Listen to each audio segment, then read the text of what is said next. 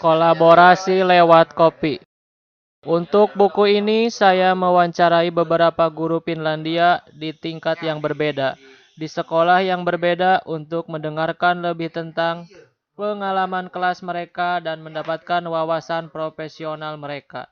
Ada dua pertanyaan yang saya ajukan dalam setiap wawancara tersebut. Apa yang membuat Anda bahagia sebagai seorang guru? Dan apa yang membuat murid Anda gembira? Salah satu jawaban populer yang saya dengar dari guru Finlandia berkenaan dengan apa yang membuat gembira adalah kolaborasi. Hasil ini sebenarnya tidak mengejutkan saya. Berikut kutipan singkat dari karangan saya dalam Flip the System Changing Education from the Ground Up 2016. Di Finlandia, saya menemukan sebuah struktur sekolah yang menyuburkan kolaborasi yang kaya di antara para guru. Dalam hampir 50% pelajaran saya dipasangkan dengan satu atau dua rekan guru. Para guru di sekolah saya tidak hanya berkolaborasi dalam pemahaman tradisional dengan merencanakan dan mengampu pelajaran bersama-sama, mereka sungguh bekerja bersama, saling berbagi hambatan ketika mengajar. Mereka membantu satu sama lain untuk melacak sumber yang mereka perlukan untuk pelajaran berikutnya. Mereka mendiskusikan cara yang terbaik untuk mendukung siswa yang membutuhkan bantuan. Mereka menganalisis kurikulum bersama-sama. Mereka berbicara tentang bagaimana cara memperbaiki jam istirahat bagi anak-anak. Mereka menilai ujian bersama. Mereka saling menawarkan bantuan yang berhubung dengan teknologi. Herannya, kerja semacam ini sering terjadi di tengah-tengah asyiknya menyeruput kopi. Dalam jeda 15 menit tersebut, sehari-hari. Halaman 176 sampai 177. Para peneliti Andy Hargreaves dan Dennis Shirley 2012 juga menangkap atmosfer kolaboratif ini di sekolah Finlandia. Para guru di Finlandia bekerja sama karena kebiasaan, bukan hanya untuk menyelesaikan tugas yang diberikan. Kerjasama bukan hanya sekedar tambahan ketika hari kerja berakhir. Ini juga bukan tentang kerja tim yang sementara atau menafsirkan data pencapaian siswa bersama setelah sehari-hari yang sibuk di sekolah. Kerjasama adalah tentang bagaimana mereka menciptakan kurikulum dan bagaimana pekerjaan itu sendiri diselesaikan. Seorang pejabat kementerian menjelaskan, jika Anda memberikan sumber daya kepada mereka, mereka akan menemukan suatu cara untuk menyelesaikan permasalahan. Visi dan tujuan di sekolah Finlandia seringkali implisit dan dibagikan melalui tindakan kerjasama sehari-hari. Bukan hanya menetapkan suatu dalam lembar rencana strategis, halaman 51. Selama bertahun-tahun, saya memiliki kesan bahwa guru-guru di Amerika Serikat ingin bekerja sama. Seperti banyak guru Finlandia terbiasa melakukan, mereka tahu persis pentingnya kerjasama. Namun mereka merasa kalau jadwal mereka yang ketat menahan mereka. Sebagai guru yang ingin merasakan kebahagiaan dan manfaat dari kolaborasi, saya pikir bijak bagi kita untuk fokus pada sesuatu yang benar-benar dapat kita kendalikan.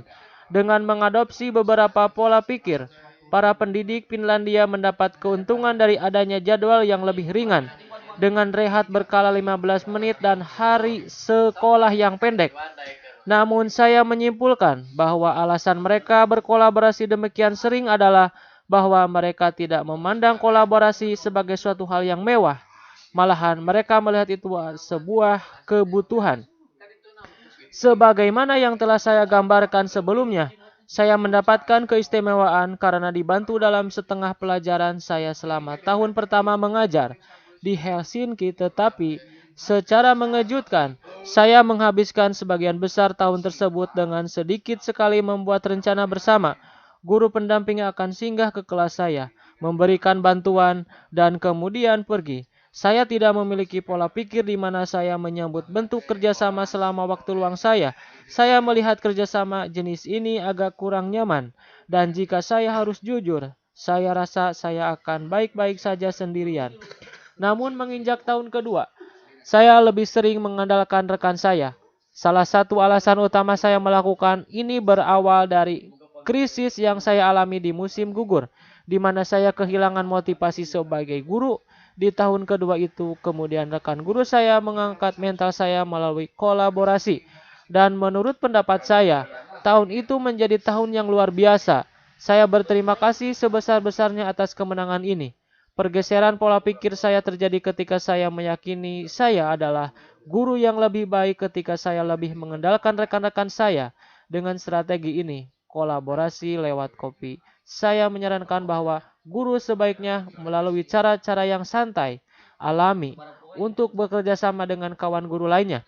Dengan banyaknya guru yang merasakan manfaat dari kerjasama dengan teman guru lain secara online, termasuk saya lewat Twitter dan media sosial lain, saya pikir kita perlu mengimbangi dengan lebih banyak melakukan kerjasama jadul, interaksi tatap muka dengan rekan kita.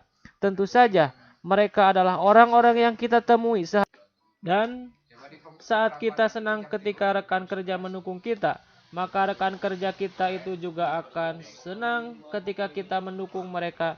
Ini adalah bentuk timbal balik. Dulu saya pikir bahwa kolaborasi harus sesuatu yang serius dan terstruktur. Saya punya gambaran mental, guru-guru yang menyatukan kepala, terlihat kelelahan saat mereka membahas suatu unit pembelajaran pada umumnya. Saya jarang mengalami kolaborasi jenis ini di sekolah Finlandia. Biasanya, kolaborasi tampak terjadi secara organik dan sering terjadi di ruang istirahat para guru. Sekarang ini, saya mendefinisikan kolaborasi dalam konteks sekolah sebagai apapun yang dilakukan dua orang atau lebih untuk meningkatkan mutu belajar mengajar. Jadi artinya, pembicaraan selama 2 menit tentang bagaimana merespon secara hormat atas surel orang tua juga termasuk kolaborasi. Demikian pula, 5 menit obrolan tentang bagaimana mengakomodasi kebutuhan seorang siswa yang mengalami kesulitan. Lebih dari apapun, menurut pendapat saya, kolaborasi adalah tentang pola pikir. Jika Anda sungguh percaya bahwa Anda merupakan guru yang lebih baik ketika Anda bekerja sama dalam suatu perpaduan dengan guru lain, saya pikir Anda akan secara alami menemukan cara yang mudah, sederhana untuk berkolaborasi. Saya rasa teman-teman guru saya di Helsinki tidak perlu berusaha terlampau keras untuk berkolaborasi. Kerjasama mereka tampak seperti sebuah produk dan pola pikir mengajar mereka agar dapat berkolaborasi dengan lebih baik. Membudayakan sikap kita merupakan hal yang penting, namun frekuensi untuk saling cek dengan rekan kerja Anda juga penting. Di awal buku ini, saya menjelaskan bagaimana tidak rekan guru Finlandia saya setelah sebulan di sekolah mengatakan kepada saya bahwa mereka memperhatikan kalau saya jarang sekali mampir ke ruang guru. Salah satu guru ini berkata kepada saya bahwa dia perlu berkunjung ke tempat tersebut setiap hari, di mana dia akan bersantai dan kembali menjalin hubungan dengan guru lain. Ketika saya pada akhirnya lebih sering pergi ke ruang istirahat tersebut, saya menemukan bahwa sebuah tindakan sederhana duduk beberapa menit dengan rekan-rekan saya, biasanya setiap hari, telah menyusun setapak demi setapak kolaborasi yang lebih besar.